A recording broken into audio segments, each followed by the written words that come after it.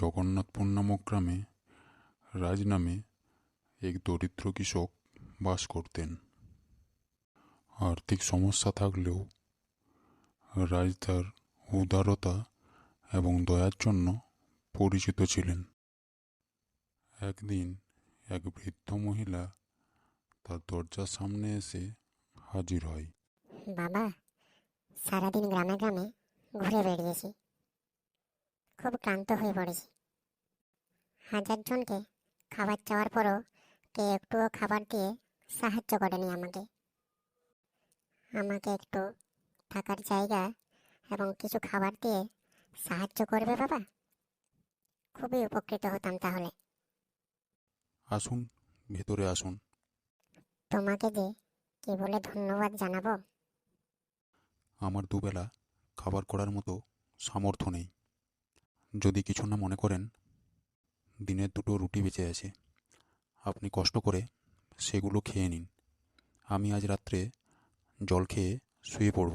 রাজ মনে মনে ভাবে যে নিজে না খেয়ে তার খাবার দিয়ে দেওয়াতে বৃদ্ধা অনুশোচনা করবেন, কিন্তু সেখানে উল্টোটা হয়। বৃদ্ধা কিছুই না বলে রুটিগুলো খেয়ে শুয়ে পড়েন। রাজও বৃদ্ধার কথা বেশি না ভেবে জল খেয়ে শুয়ে পড়েন। পরের দিন সকালবেলা রাজ উঠে দেখেন বৃদ্ধার আলাদা রূপ। সে বৃদ্ধাকে ভীত সন্ত্রস্ত গলায় জিজ্ঞেস করেন, কে কে আপনি? আমি ভগবানের দূত।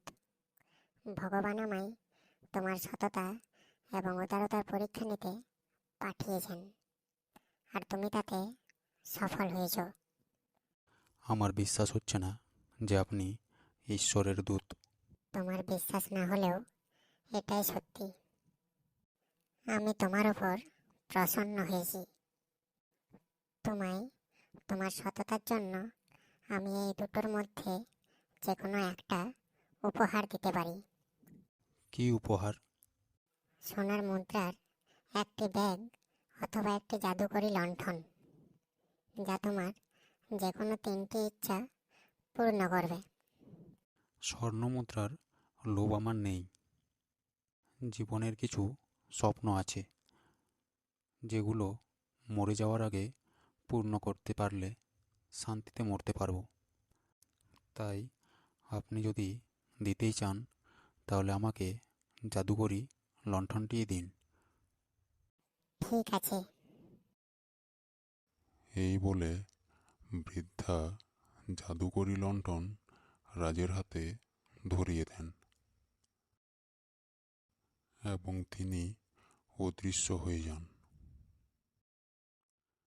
কিছুদিন পর রাজ গ্রামের মধ্যে দিয়ে হেঁটে যাবার সময় গ্রামের লোকেরা চিন্তিত হয়ে কিছু ব্যাপারে আলোচনা করছে, সেটি রাজ দেখেন। আমাদের জমির উর্বরতা নষ্ট হয়ে এমন অবস্থা হয়েছে যে যাই লাগাই না কেন ফলনই হতে চায় না।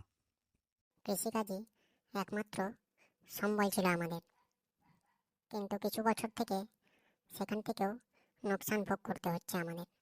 এরকম চললে না খেতে পেয়ে মারা যাবো আমরা। একমাত্র ভগবানই আমাদের এই কঠিন পরিস্থিতি থেকে বাঁচাতে পারেন।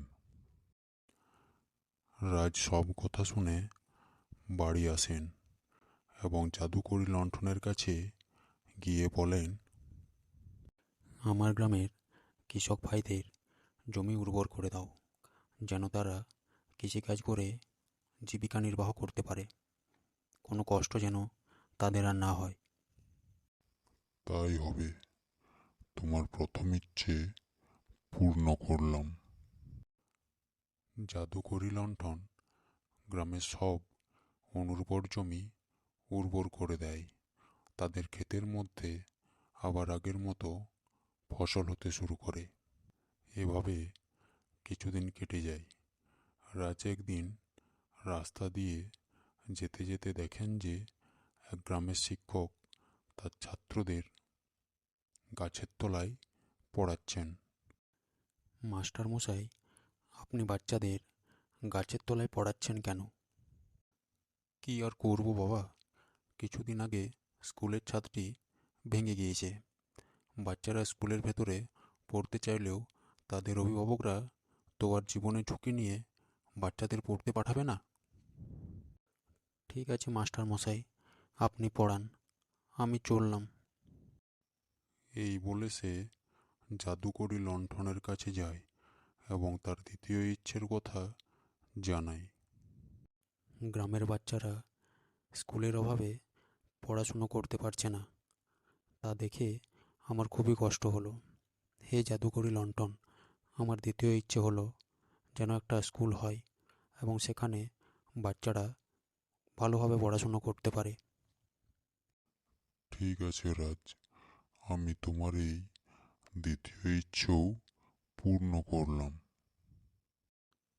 সকাল হতে না হতেই জাদুকরিভাবে সেই পুরনো ভাঙা স্কুলটি একটি নতুন স্কুলে পরিণত হয়ে যায় এবং সেটির ছাদটাও ঠিকঠাক থাকে। সকালবেলা মাস্টারমশাই স্কুলটি দেখে নিজের চোখকে বিশ্বাস করতে পারেননি। এভাবে আরও প্রায় 4-5 মাস কেটে যায়।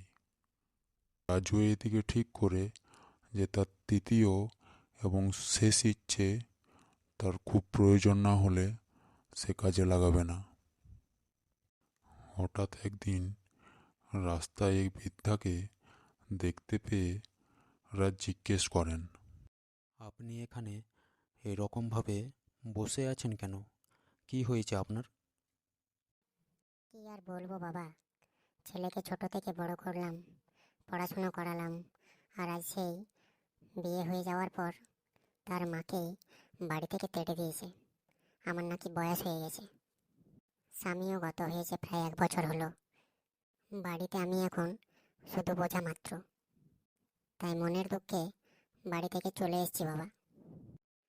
কিন্তু কি করব, কোথায় যাব, কিছুই বুঝে উঠতে পারছি না আমি। আপনি আমার সাথে আমার বাড়ি চলুন, আমার মানেই আপনি আমার সাথেই থাকবেন। না বাবা, কিছু মনে করো না। আমি তোমার সাথে যদি যাই আমার ছেলের সম্মানহানি হবে।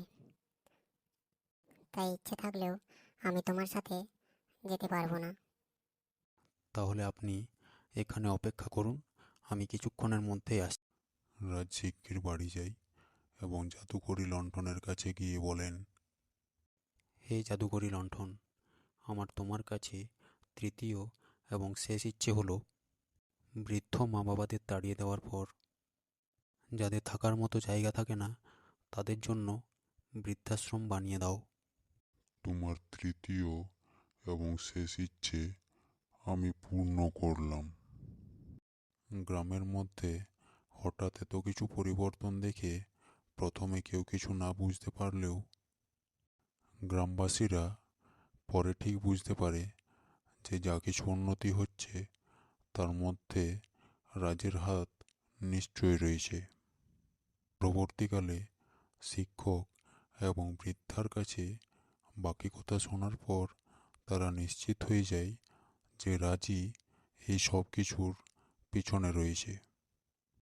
তাই সব কিছু শোনার পর রাজ নামক দরিদ্র ব্যক্তিটির খুবই নাম যশ হয়। রাজের এই নির্লোভ এবং উদার মানসিকতার জন্য রাজ এক আলাদা জায়গা তৈরি করে নেয় গ্রামবাসীদের মধ্যে। আস্তে আস্তে গ্রামবাসীদের সাথে গ্রামোন্নয়নের কাজ করাটাই হয়ে যায় রাজের একমাত্র লক্ষ্য।